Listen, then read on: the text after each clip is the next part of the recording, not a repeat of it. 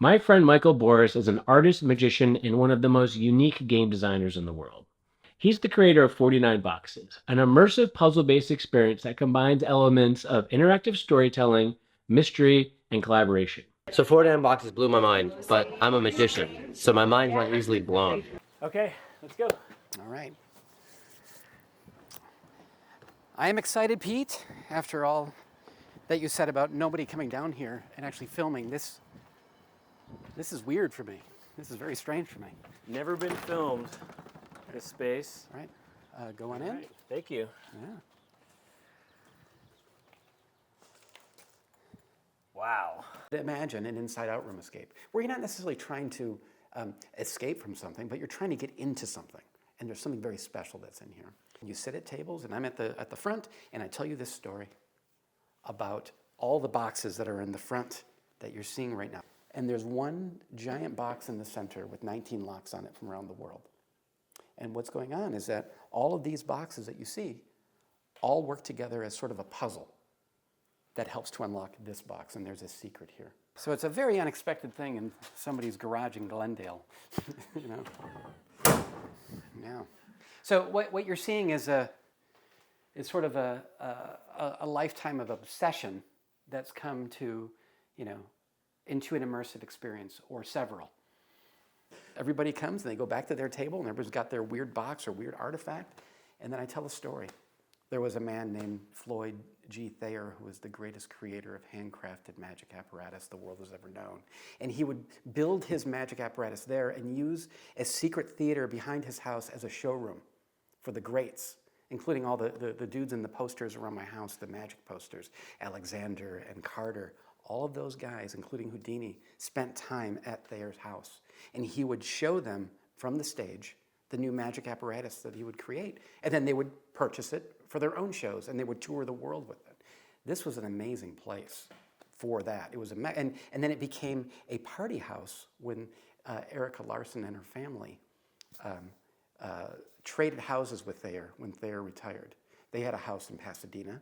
I mean, it's hard to even make up something like crazy like this, but they had a home in Pasadena, and when Thayer wanted to retire, they just traded houses. It was an out-and-out trade. The perimeter area that's here is all a storytelling mechanism that tells a story of Floyd G. Thayer, that magician that actually existed, I told you, from the golden age of magic.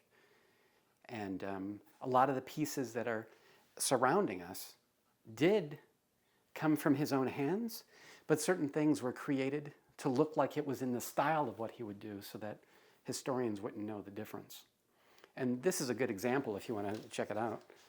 Like, for example, this thing that's here that is housing the nest of boxes that we talked about earlier has golds and reds and blacks, and that is the traditional color from the golden age of magic. And then this was actually designed and then created by Alex, my creative partner.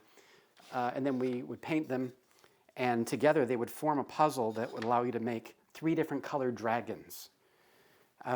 One is black, one is green, and one is gold. And when they're properly placed on top of each other, what it would create is this random, quote, random set of arrows that would be read from up to down.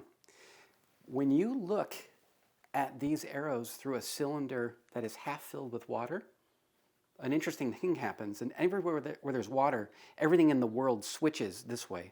All lefts become rights, right becomes lefts, and it would change the matrix that's been created and allow you to get through a letter matrix that spells out an answer that helps you to get inside a lock. That was a long way to go for that, but this place is, like you said, a showroom and a hands-on museum, and it's very special to me.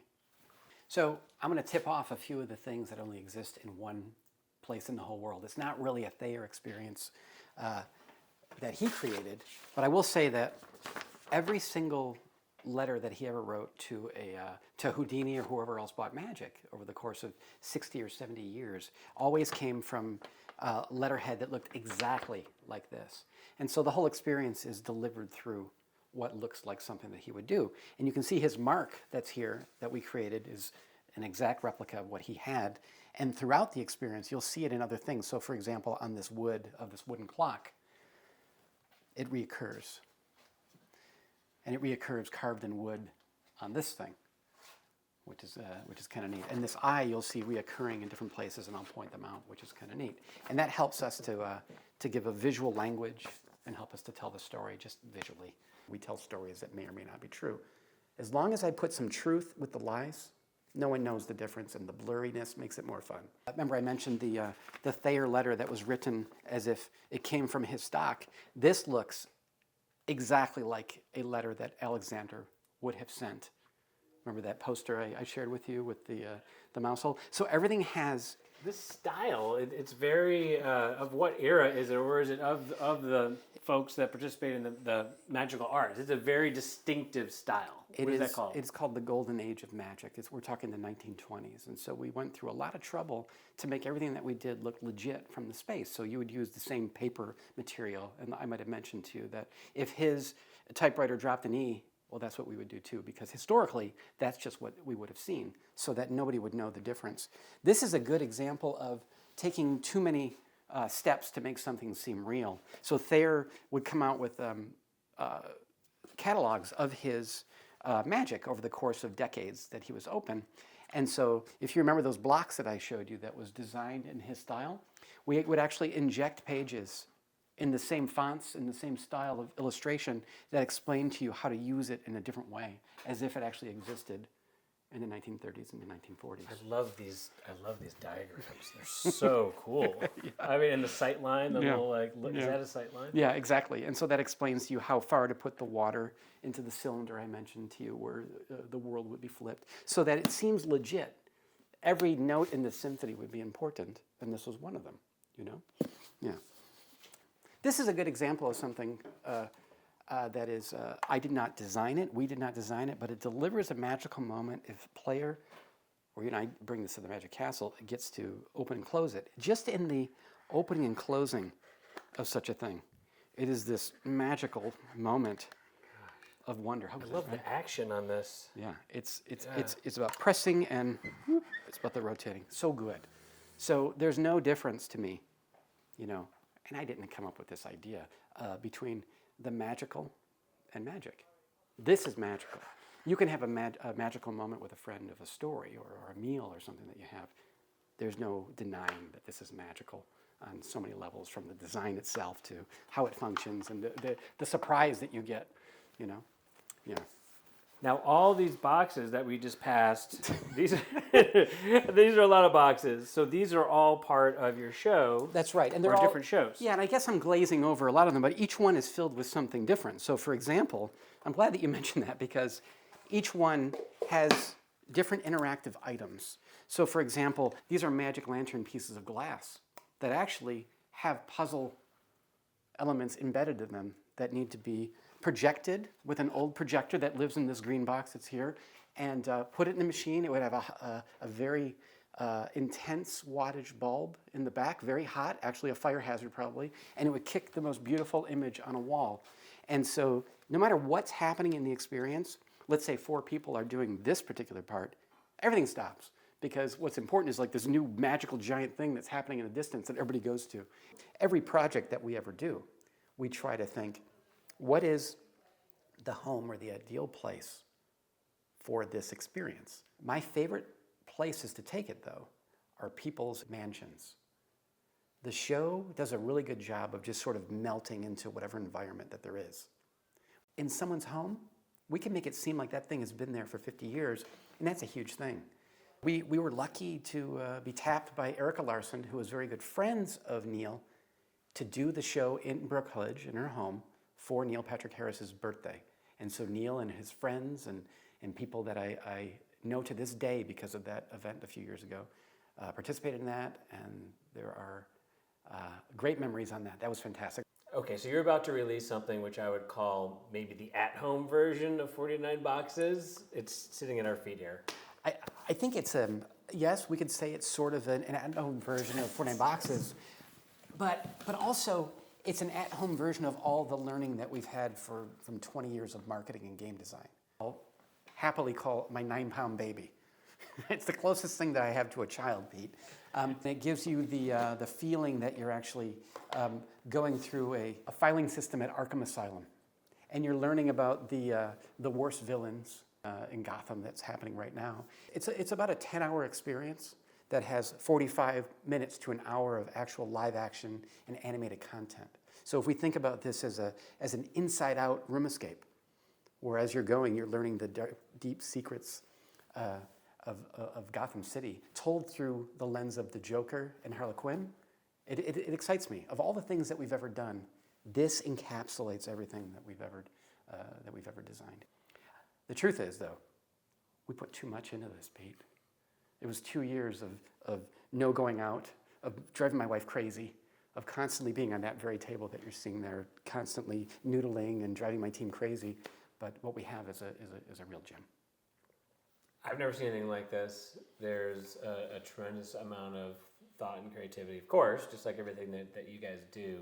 Tell me how the AR part works. So we have an app that we spent an awful lot of time building that you scan a particular object in our environment, and in 3D, Gotham City actually appears on your table. And you go around and you inspect and you solve puzzles and you interact with your friends and family to essentially solve crimes and to unveil a story that's ripping through Gotham City.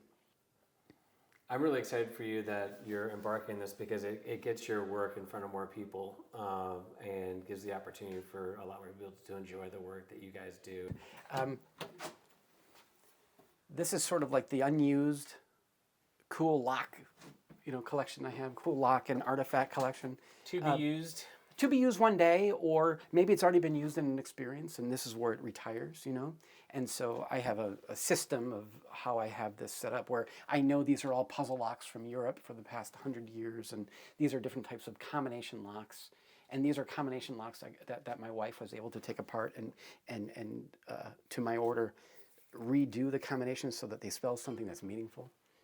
Why have a meaningless string of letters when it could spell something like hope or something, or faith or something? That's kind of, there's something beautiful, especially if it can be the capper to a story that you've just learned about hope or faith, right? But a lot of the stuff is gifts. They're gifts from magicians around the world. Like there's something there from David Blaine, actually, which is kind of a neat thing. What did David Blaine give you? A couple decks of cards that were special to him because we wound up exchanging a special deck.